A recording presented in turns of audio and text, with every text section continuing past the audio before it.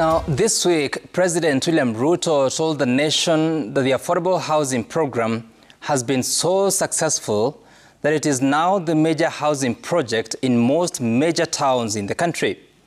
This is a plan that was intended to build 200,000 units every year. The Kenya Kwanza administration is now in its third year, with government officials claiming that 150,000 housing units are under construction.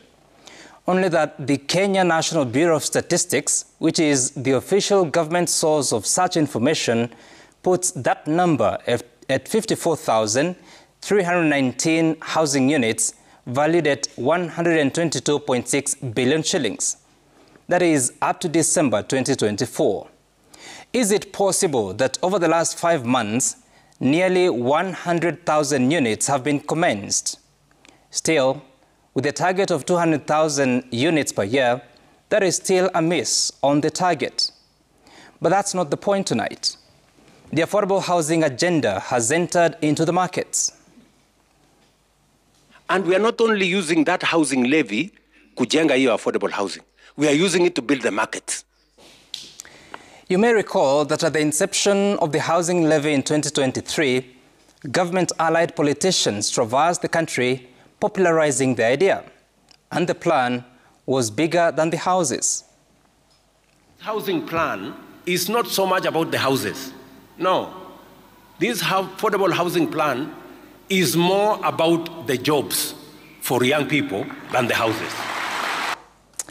And now the government says that over 250,000 jobs have been created. At inception, the target was a minimum of 1 million jobs. From houses to jobs and out to markets. A moving target, it may seem, which takes us to the legal framework of the program. Let's begin with the Affordable Housing Act of 2024, a law whose objects are indicated as, quote, to give effect to Article 43, 1B of the Constitution on the right to accessible and adequate housing and to reasonable standards of sanitation, housing, and sanitation. The other object is to impose the housing levy of 1.5% on incomes to facilitate the provision of affordable housing and institutional housing. There is nowhere in that act that markets are mentioned, not even trade centers. Section 10 of the act provides that the Affordable Housing Fund would be used to provide funds for, among other things, the design, development and maintenance of associated social and physical infrastructure. I have attempted to establish what is social infrastructure and what is physical infrastructure.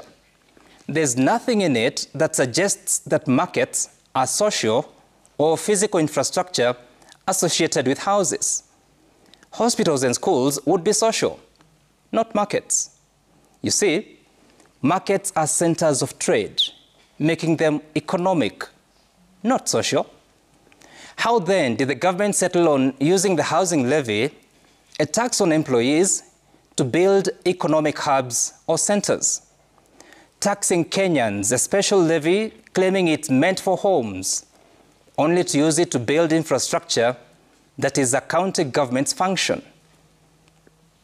Now 260 markets going on in Kenya. We have hostels that are about to begin now. So our young people in colleges will benefit. Our women and all the other market people will benefit. A program which is about housing, jobs, and our markets. What else is this program about? And where is the accountability? At a time that there is no known credible information about the cost of putting up the homes or the markets, apart from the Bureau of Statistics data, which would appear understated going by the political statistics, how will Kenyans know whether their housing levy is generating value for money or not? And that's my sense tonight.